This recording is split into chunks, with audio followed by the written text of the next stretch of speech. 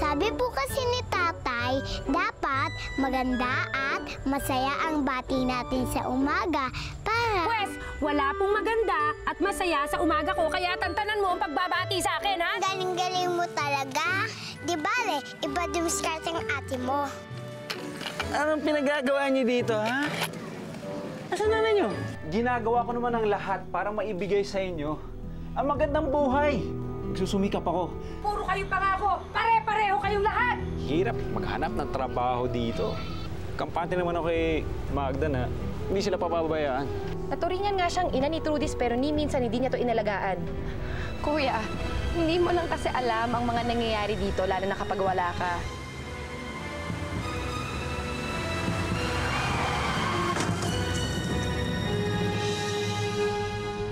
Tay!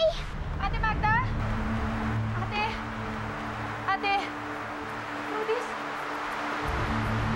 Bakit po? Ang tatay mo, na-aksidente. Po? Wala ka namang tinamong mabigat na injury, Lino. At sa awa ng Diyos ay hindi naman ganun kagrabe ang aksidenteng nangyari. So ano, Doc, okay na. Pwede na ako umuwi. Pero mayroon ka pang dapat na malaman. Na-discover kasi namin mataas ang iyong blood sugar at alam mo bang diabetic ka? At apektado na ang paningin mo. Yun marahil ang dahilan kung bakit na-disgrasya ka. Kaya pala hirap ako makakita. Dok, makakapagtrabaho pa ako, di ba? Magsasalamin ako. Wala nang magagawa ang salamin sa kondisyon mo. Kaya mas makabubuti pa sigurong itigil mo na ang iyong pagmamaneho bago pa may madisgrasya ka. Halos bulag na ang kanang mata mo. At ang kaliwa naman ay malabo na. Dok, sinasabi po ba ninyo na tuluyan ako mabubulag? Mabubulag ba ako? Tay, huhulag kayo?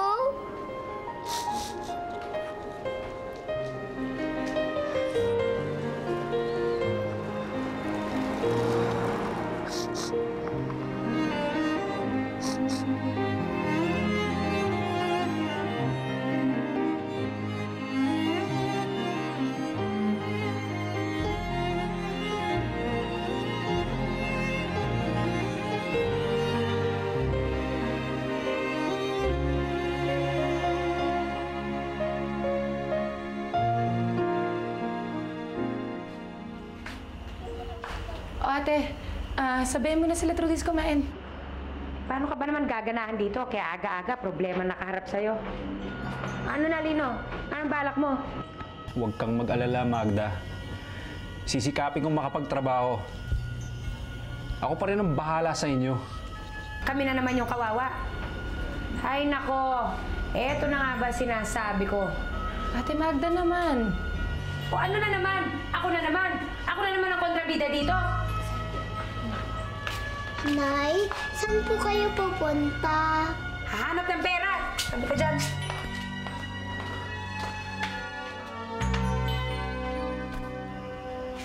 Tatay? Tatay, huwag na po kayo umiyak. Diba sabi mo, kahit ganyan si nanay, mahal niya pa rin tayo?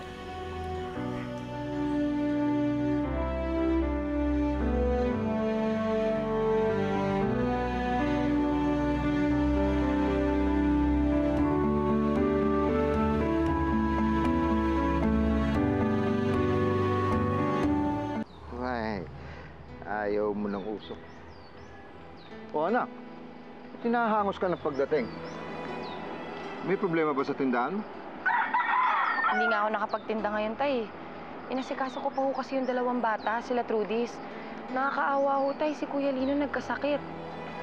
Tapos, ayun, si Ate Magda, as usual, wala pa ring malasakit. Di ka na nasanay doon. Hey, nanonood pala yun. Sa simulat sa pool naman eh. Hindi naman kami pabor na mapangasawa yun ng Kuya Lino mo.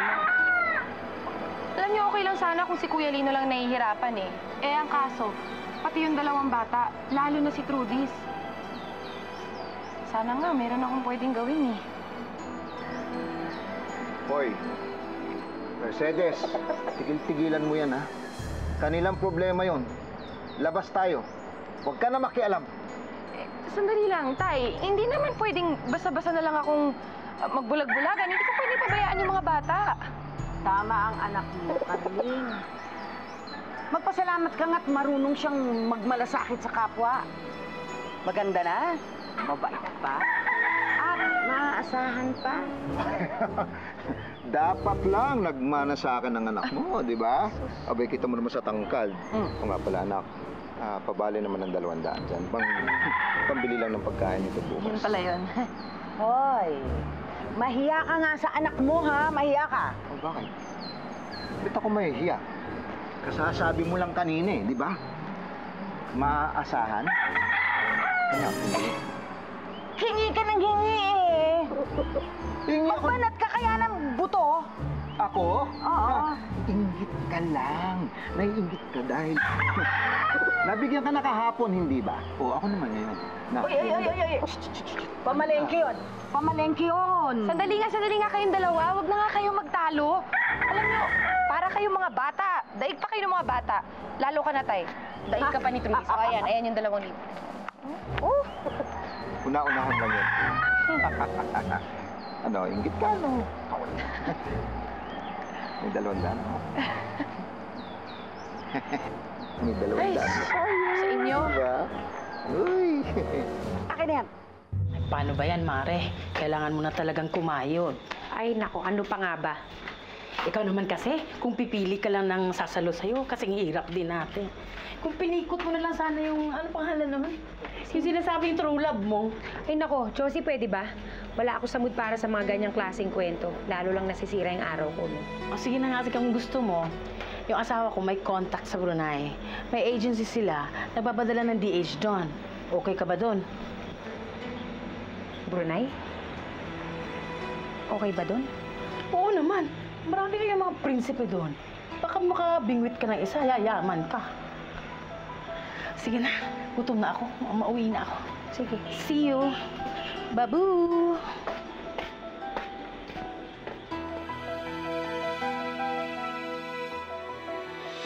Hindi ba po kayo natatakot mabulunan? Kawawa naman kayo. Sana gumaling na kayo, Tay.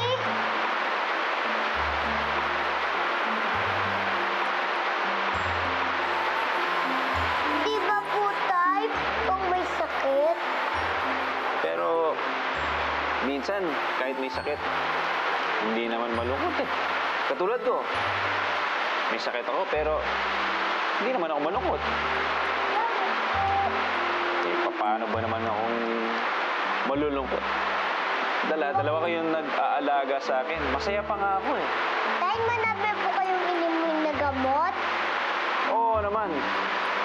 Pero, kahit hindi maganda ang mga pangyayari o pangit yung mga pinagdaraanan, basta tinitingnan ang mga bagay-bagay sa magandang paraan. Katulad na lang ng mga gamot na ito. Mapait siya, mahirap lunukin, pero kailangan kong inumin. Para hindi ako mahirapan, iniisip ko na lang na mga candy sila.